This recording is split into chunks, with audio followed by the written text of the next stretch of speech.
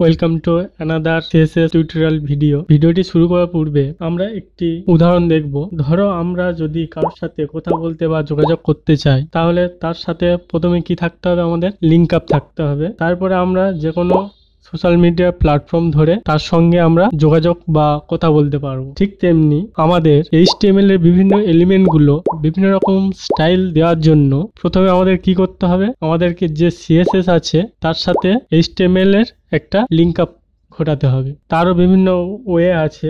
আশা করি আপনি বুঝে গিয়েছেন যে আমাদের এই ভিডিওর বিষয়বস্তুটা কি। আজ আমরা HTML এর সাথে CSS এর লিঙ্ক আপ কেমনভাবে করব সে সম্পর্কে জানব, এবং তার বিভিন্ন সুবিধা অসুবিধাগুলো যেগুলো রয়েছে সে সম্পর্কে জানবো, এবং তার যে সিনট্যাক্সগুলো আমরা ব্যবহার করব সেই সিনট্যাক্সগুলো সম্পর্কে জানবো, এবং তার সঙ্গে কোন লিঙ্ক আপের প্রায়োরিটি বেশি সে সম্পর্কে আমরা জেনে নেব এই ভিডিওর মাধ্যমে। আশা করছি এই ভিডিওটি দেখার পর আর অন্য কোনো ভিডিও দেখতে হবে না যে HTML এর সাথে CSS এর লিঙ্ক আপ কেমনভাবে করব। চলো শুরু করা যাক। তো দেখো, এখানে HTML এর সাথে CSS এর লিঙ্ক আপ কীভাবে করব সে সম্পর্কে বোঝানো হয়েছে, এবং তা কোনটা সবথেকে হাই প্রায়োরিটি লিঙ্কিং সে সম্পর্কে আমরা জেনে নেব। তো প্রথমে আসছি টাইপস অফ লিঙ্কিং, মানে কত প্রকারে আমরা HTML এর সাথে CSS এর লিঙ্ক আপ করতে পারি। তো ফার্স্টে আমরা জানবো যে ইনলাইন লিঙ্কিং বা ইনলাইন CSS যেটা আমরা বলি, ঠিক আছে। এটা কি হয় না, এটা ডাইরেক্টলি ট্যাগের মধ্যে যে HTML এর যে এলিমেন্টগুলো আছে তার মধ্যে এটাকে ইনপুট করতে হয়, এবং তার স্টাইলের অ্যাট্রিবিউট দিয়ে এটাকে ইনপুট করতে হয়। পরে আমরা দেখব এগুলো সম্পর্কে। নেক্সট আসছি ইন্টারনাল লিঙ্কিং বা ইন্টারনাল CSS। এটা একটু ডিফারেন্ট। এটা হচ্ছে HTML ফাইলের মধ্যে হেড ট্যাগের ভিতরে, ঠিক আছে, হেড ট্যাগের ভিতরে আমরা স্টাইল ট্যাগের আন্ডারে এটাকে আমরা লিঙ্কিং করি, তাকে আমরা ইন্টারনাল লিঙ্কিং বলবো। এটা কিভাবে হয় সমস্ত কিছু ডেমনস্ট্রেট করব, ধীরে ধীরে দেখতে থাকো। এবং তৃতীয় নম্বর যেটা হয় এটা হচ্ছে এক্সটার্নাল লিঙ্কিং বা এক্সটার্নাল CSS। এটা একটা নতুনভাবে একটা ফাইল ক্রিয়েট, আলাদা সেপারেট ফাইল ক্রিয়েট করে আমরা HTML ফাইলের সাথে এই ফাইলটাকে লিঙ্ক আপ করি, এবং যত রকম কোড আছে সব CSS এর যে ফাইলটা বানাবো সেই ফাইলের মধ্যে আমরা কোডগুলো লিখব, স্টাইলগুলো লিখব। তো আশা করি এর বিভিন্ন টাইপ সম্পর্কে জেনে গিয়েছো যে কত প্রকারে আমরা লিঙ্কিং করতে পারি HTML এর সাথে। তো নেক্সট চলো ফার্স্ট আসছি ইনলাইন লিঙ্কিং বা ইনলাইন CSS। এর অ্যাডভান্টেজ সুবিধাগুলো দেখে নেব। ইমপ্লিমেন্ট করতে খুবই সহজ এবং তাড়াতাড়ি হয়, তাহলে এর ইমপ্লিমেন্ট করা সহজ এবং তাড়াতাড়ি হয়। নেক্সট জানবো ডিসঅ্যাডভান্টেজ কী আছে, অসুবিধাগুলো। রিড করতে এবং তার মেনটেন করতে সমস্যা হয়, মোর ডিফিকাল্ট হয়ে যায় অন্যান্যদের তুলনায়, ঠিক আছে। এই একটা সবথেকে বড় ডিসঅ্যাডভান্টেজ। এবারে সিনট্যাক্স সম্পর্কে জানবো যে কীভাবে আমরা কোডটা লিখব। তাহলে আমরা প্রত্যেকে জানি প্যারাগ্রাফ লিখতে পি ট্যাগ দিয়ে প্যারাগ্রাফের মধ্যে তার যে প্যারাগ্রাফ লিখতে চাই সেটা দিয়ে প্যারাগ্রাফটাকে লেখা হয়। তো যখন আমরা প্যারাগ্রাফ এইভাবে লিখি তখন তার আউটপুট কী আসে? শুধু জাস্ট এইরকম আউটপুটটা আসে। যখন আমরা এখানে CSS অ্যাড করব তখন CSSটা কোথায় লিখব? CSSটা আমরা লিখব এই পি যে এলিমেন্ট ট্যাগটা আছে বা এলিমেন্ট আছে এই ট্যাগের ভিতরে লিখব। সেটা কিভাবে লিখব দেখে নাও। তো সেটা দেখো, পি ট্যাগের মধ্যে যখন লিখব তখন স্টাইল দিয়ে অ্যাট্রিবিউট দিয়ে, এই যে স্টাইল এটা হচ্ছে একটা অ্যাট্রিবিউট, ঠিক আছে। এই স্টাইলটা হচ্ছে একটা অ্যাট্রিবিউট। এর আন্ডারে এই যে ডাবল কোটেশন আছে, এর আন্ডারে আমাদের সমস্ত রকম CSS এর স্টাইল, যেমন কালার, ফন্টের সাইজ, সে সমস্ত কিছু লিখবো আমরা। তাহলে স্টাইলটা কি? এখানে অ্যাট্রিবিউট, ঠিক আছে। তো যখন আমরা CSS লিখবো তখন কীভাবে লিখবো? প্রথম প্রপার্টির নেম, এই যে কালার এটা হচ্ছে CSS প্রপার্টি নেম, এটা প্রপার্টি ভ্যালু, ঠিক আছে। এটাকে আমরা কি বলছি? প্রপার্টি নেম বলছি, এটা প্রপার্টি ভ্যালু। তাহলে এর কালার ব্লু, মানে এই টেক্সটের কালারটা ব্লু কথা বলছে। তো আশা করছি এটুকু বুঝতে পেরেছো যে ইনলাইন সিএসএস কিভাবে লিখতে হয়। তাহলে দেখো এখানে এটা হচ্ছে ইনলাইন সিএসএস। যদি এর আমরা আউটপুট দেখি তাহলে কিভাবে দেখবো আমরা, এটা দেখো তখন কালারটা চেঞ্জ হয়ে ব্লু কালার হয়ে যাবে। তো আশা করছি ইনলাইন সিএসএস, ইনলাইন লিঙ্কিং কেমনভাবে লিখতে হয় আশা করি এটুকু সম্পূর্ণ বুঝতে পেরেছো। যদি না বুঝে থাকো নিচে কমেন্ট সেকশানে কমেন্ট করো। এবারে নেক্সট জানবো ইন্টারনাল লিঙ্কিং। ঠিক আছে, ইন্টারনাল লিঙ্কিং মানে এইচটিএমএল মধ্যে হেড ট্যাগের ভিতরে, ঠিক আছে, এইচটিএমএল মধ্যে হেড ট্যাগের ভিতরে আমরা এটাকে লিখি। এর প্রথমে আমরা অ্যাডভান্টেজ সম্পর্কে জানবো।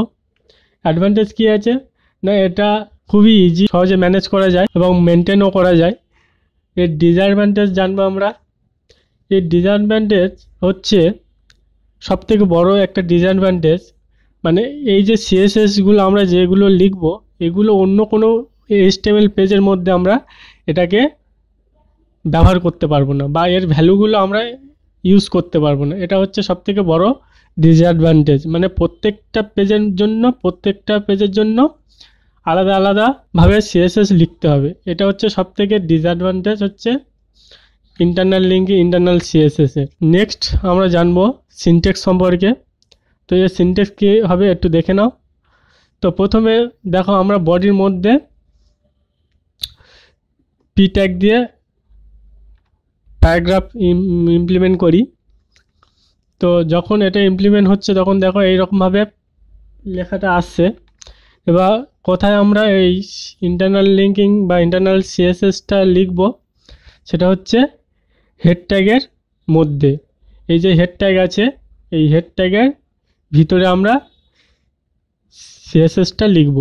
তাহলে সেটার জন্য স্টাইল ট্যাগ দিয়ে তার আন্ডারে আমরা লিখব। তো স্টাইল ট্যাগ নিয়ে নিলাম এখানে। তো স্টাইল ট্যাগের আন্ডারে কীভাবে লিখব, আগে তো আমরা এই পির ভিতরে লিখেছি, ওই জন্য একে আমরা সিলেক্ট করিনি, অটোমেটিকভাবে লিখে গিয়েছি। কিন্তু এর মধ্যে তো আরও অনেক H1 বা আরও এলিমেন্ট থাকতে পারে, তখন সেটা আমরা কিভাবে করব। তো স্টাইলের মধ্যে যাকে আমরা ডিজাইন করতে চাইছি বা স্টাইল করতে চাইছি সেই এলিমেন্টটাকে এখানে সিলেক্ট করতে হবে বা লিখতে হবে। তাহলে এটা প্রথম আমরা পি সিলেক্টর ইউজ করব। ঠিক আছে, তাহলে পি ট্যাগকে আমরা ইউজ করলাম, করে আমরা এর স্টাইলটা লিখব যে কি ধরনের, এটা প্রপার্টি নেম, এটা প্রপার্টি ভ্যালু। ঠিক আছে, তাহলে কালার ব্লু। তাহলে আশা করি বুঝতে পেরেছো যে সিনট্যাক্সটা কেমন হতে পারে। আশা করি বুঝতে পেরেছো যে সিনট্যাক্সটা কেমন। দেখো এটাকেই আমরা ইন্টারনাল সিএসএস বলি। ঠিক আছে, এই যে স্টাইল এইটুকুই আমরা হচ্ছে ইন্টারনাল সিএসএস বলি। এর যদি আমরা আউটপুট দেখতে চাই তাহলে কিভাবে আউটপুট হবে, দেখো সেম আগের মতন একই আউটপুট আসবে, শুধুমাত্র কোডটা ডিফারেন্ট। তো আশা করি ইন্টারনাল সিএসএস কি কেমনভাবে লিখতে হয় বা এর সিনট্যাক্স কেমন আশা করি বুঝে গিয়েছো। তো যদি কোনো প্রবলেম থাকে নিচে কমেন্ট সেকশনে কমেন্ট করো। নেক্সট আমরা জানবো যে এক্সটার্নাল লিঙ্কিং। তো এক্সটার্নাল লিঙ্কিংয়ের আগে অ্যাডভান্টেজ সম্পর্কে জেনে নেব। না, এটা হলে কি হয়, বেটারভাবে আমরা এটাকে অর্গানাইজ এবং মেনটেন করতে পারি। ঠিক আছে, এবং এটা অন্য জায়গায় ইউজ করতে, অন্য HTML ফাইলের মধ্যে আমরা এটাকে ইউজও করতে পারি। ঠিক আছে, এর ডিসঅ্যাডভান্টেজ জানবো যে অ্যাডিশনাল HTTP রিকোয়েস্ট। রেন্ডার ব্লকিংটা কি না, রেন্ডার ব্লকিং হচ্ছে যে ওই HTTP ওই CSS ফাইলটা যতক্ষণ না সম্পূর্ণভাবে লোড হবে ততক্ষণ ধরে আপনার ওয়েবসাইটের যে পেজের এলিমেন্টগুলো আছে ততক্ষণ পর্যন্ত শো হবে না। এটাই হচ্ছে রেন্ডার ব্লকিং। ঠিক আছে, সম্পূর্ণ CSS ফাইল যদি খুবই বড় লাইনের হয়, ধরো 3-4 হাজার লাইনের যদি CSS ফাইল হয়, তখন ওটার সম্পূর্ণভাবে আগে ওয়েবসাইটে লোড হবে, তারপরে আপনার সমস্ত এলিমেন্টটা শো হবে। এই জন্য রেন্ডার ব্লকিংয়ের একটা প্রবলেম থেকে যায় এসইওর ক্ষেত্রে, তখন ওয়েবসাইটের স্পিড কমে যাবে। ঠিক আছে, এটাই হচ্ছে রেন্ডার ব্লকিং। তো আশা করি ডিসঅ্যাডভান্টেজ কি সকলের ক্লিয়ার হয়েছে। তো এর সিনট্যাক্সটা একটু দেখে নেব। তো এর সিনট্যাক্স জানার আগে আমাদের কি করতে হবে, যেখানে আমাদের ওয়েবসাইটের ফাইল আছে সেখানে আমাদের একটা সিএসএস ফাইল আলাদাভাবে ক্রিয়েট করে নিতে হবে। সে যে কোনো নাম দিয়ে আমরা সিএসএস ফাইলটা ক্রিয়েট করতে পারি। তো সিএসএস ফাইলটা যে কোনো নাম দিয়ে এবং যে কোনো ফাইলে আমরা এটাকে আলাদাভাবে সিএসএস বলে ইমপ্লিমেন্ট করতেও পারি। ঠিক আছে, সেটা আমরা ডেমোস্ট্রেট দেখব, এটার পরে দেখব আমরা কিভাবে আমরা এটার লিঙ্ক আপ করব। তো তো আলাদাভাবে সিএসএস ফাইল ক্রিয়েট করতে হবে। এবং এই বডি, এখানে দেখো যে বডি সেকশন দিয়ে প্যারাগ্রাফ, সেম একই এক্সাম্পল নিয়ে দেখিয়েছি। বডি সেকশন প্যারাগ্রাফ ট্যাগের মধ্যে যদি আমরা প্যারাগ্রাফটা লিখি তাহলে এর আউটপুট সিম্পলভাবে আসবে উইদাউট লিঙ্কিংয়ে। যখন আমরা এটাকে লিঙ্কিং করব, এই ফাইলটা কোথায় লিঙ্কিং করতে হবে না হেড সেকশানে আমাদের এটাকে লিঙ্কিং করতে হবে। হেড সেকশানে কীভাবে লিঙ্কিং করব না link rel stylesheet href এই ফাইলটার নাম এখানে আমাদের এখানে দিয়ে দিতে হবে। তাহলে লিঙ্ক ট্যাগের মধ্যে আমরা রিলেশনটা কি লিখবো, এখানে স্টাইল শিট, যেহেতু এটা স্টাইল ফাইল তো এখানে স্টাইল শিট লিখবো এবং তার এবং স্টাইল শিটের নাম এখানে কি দিয়েছি, যে নামটা দেবো সেই নামটা আমরা এখানে অ্যাড করে দেবো। তো আশা করি এক্সটার্নাল লিঙ্কিং কিভাবে হয় তো সেটা আশা করি আপনারা বুঝতে পেরেছেন। যদি এর আউটপুট, যদি আমি এক্সটার্নাল লিঙ্কিংয়ের ভিতরে কোনো কিছু কোড লিখে থাকি তার আউটপুট এইভাবে শো হবে। ঠিক আছে, তো এর ডেমোস্ট্রেট আমরা একটু দেখে নেব। তো ভিজুয়াল স্টুডিও কোডে চলে যাব আমরা। তো এখানে আমরা অলরেডি একটা HTML ফাইল ক্রিয়েট করে রেখে দিয়েছি। তো এখানে আমরা সিমিলার একটা পি ট্যাগ নিয়ে নিচ্ছি, দিস ইজ এক্সটার্নাল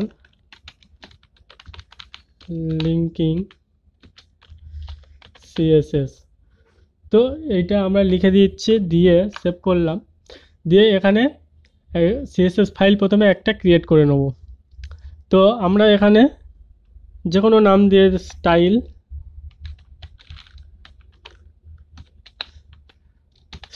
সিএসএস নাম দিয়ে এখানে আমরা ক্রিয়েট করলাম। করে এখানে কি করব, লিঙ্ক আপ করব কোথায়, হেডের মধ্যে। তাহলে এখানে হেডের মধ্যে লিঙ্ক আপ করতে গেলে প্রথমে কি দিতে হবে, লিঙ্ক বলে লিখবো, LINK লিঙ্ক বলে। এখানে দেখো সিএসএস অটো সাজেস্ট দিয়ে দিচ্ছে যে সিএসএস বলে। তো লিঙ্ক ট্যাপ করলাম, দিয়ে এখানে দেখো রিলেশন স্টাইল শিট href যে ফাইলটার নাম, চাইলে এখানে যদি আমি অন্য কোনো কিছুর নাম দিতাম সেইটার নামটা এখানে আমি মুছে রিমুভ করে এখানে নাম দিতে হতো। তাহলে আমরা এটাকে সেভ করলাম। সেভ করার পরে যেহেতু এখানে কোনো কিছু লেখা নেই তাহলে এখন কোনো স্টাইল আসবে না। তো এখানে আমরা এই স্টাইলটাকে লেখার জন্য, এই স্টাইলটা দেওয়ার জন্য তাহলে এই পি যে ট্যাগ রয়েছে বা এলিমেন্ট রয়েছে এই এলিমেন্টটাকে আমাদেরকে নিতে হবে। তাহলে এই এলিমেন্টটা নিতে গেলে তাহলে পি বলে লিখব, দিয়ে সেকেন্ড ব্র্যাকেটের মধ্যে তাহলে এখানে আমরা কি করব, কালার বলে লিখব। কালার বলে এখানে কি দেবো, ব্লু।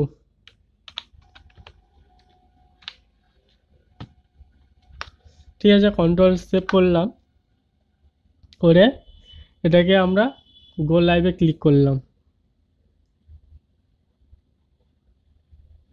দেখো এর কালার কিন্তু ব্লু হয়ে গিয়েছে। ঠিক আছে, তো আমরা এর কালারটা আরেকটু চেঞ্জ করে দেখবো আমরা যে এটা আমরা কালার দিলাম টমেটো কালার, সেভ করলাম, দিয়ে দেখো টমেটো কালার চলে এসছে। আশা করি বুঝতে পারছো? তো এরপর আমরা বলেছিলাম যে কোল্ড লিঙ্কিংয়ের প্রায়োরিটি সব থেকে বেশি। ঠিক আছে, তো এখানে আমরা 3 রকম কালার নেবো। ঠিক আছে, ওটা টমেটো কালার হয়ে গিয়েছে। এখানে আমরা স্টাইল নিয়ে নিচ্ছি অ্যাট্রিবিউটের মধ্যে। স্টাইল নিয়ে এর কালার দেবো যে ব্লু কালার দিলাম, সেভ করলাম। আর এখানে হেড ট্যাগের মধ্যে স্টাইল লিখবো আমরা, স্টাইল ট্যাগ দিয়ে এর আন্ডারে লিখবো। এর আন্ডারে কী করবো, এই যে পিটাকে এটা সিলেক্ট করে নিতে হবে। সিলেক্টর হিসাবে পি নেবো, যেহেতু আমরা পিটাকে স্টাইল করতে চাইছি। দিয়ে এখানে কালার দেবো আমরা অ্যাকোয়া কালার দিয়ে দিলাম, সেভ করলাম। করে এটাকে রান করলে তাহলে যে কালারটা হবে সেটা হচ্ছে তার সবথেকে প্রায়োরিটি কালার। তো দেখো এখানে ভালো করে লক্ষ্য করে দেখবে, যেটা ইনলাইন সিএসএস ছিল সেটার কালার নিয়েছে। তো এখানে ভিজুয়াল স্টুডিও কোডে দেখো যে ব্লু কালার, এটা হচ্ছে ইনলাইন সিএসএস। তাহলে বুঝতে পেরেছো যে ইনলাইন সিএসএস এর প্রায়োরিটি সব থেকে বেশি। ঠিক আছে, যদি ইনলাইন সিএসএস যদি না থাকে তাহলে কার প্রায়োরিটি সব থেকে বেশি হবে? এটা হচ্ছে ইন্টারনাল সিএসএস আর এটা হচ্ছে এক্সটার্নাল সিএসএস। তাহলে কার প্রায়োরিটি সব থেকে বেশি হবে? এটার প্রায়োরিটি ডিফাইন করা হয় যে সব থেকে শেষে যে সিএসএস লিঙ্ক আপ হবে তার উপর ডিপেন্ডেন্ট করবে যে কোন সিএসএস স্টাইলটা সে নেবে। ঠিক আছে, তাহলে দেখো এখানে ইন্টারনাল লিঙ্কিং আছে, এখানে ইন্টারনাল লিঙ্কিং আছে, তারপরে কিন্তু এক্সটার্নাল লিঙ্কিং আছে। তাহলে এখানে এক্সটার্নাল লিঙ্কিংয়ের স্টাইলটা নেবে। তো দেখা যাক। তো এটাকে আমরা সেভ করলাম, করে দেখো এটা রিফ্রেশ করলাম, দেখো টমেটো কালারটা নিয়েছে। তো এটা যদি এই যে ইন্টারনাল লিঙ্কিংটা যদি এক্সটার্নাল লিঙ্কিংয়ের নিচে থাকতো তাহলে কি হতো?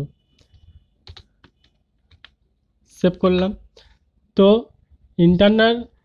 ইন্টারনাল লিঙ্কিংটা নিচে আছে, কার নিচে আছে? এক্সটার্নাল লিঙ্কিংয়ের নিচে।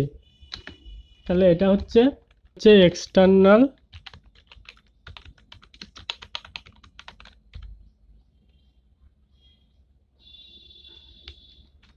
এটা হচ্ছে এক্সটার্নাল লিঙ্কিং আর এটা হচ্ছে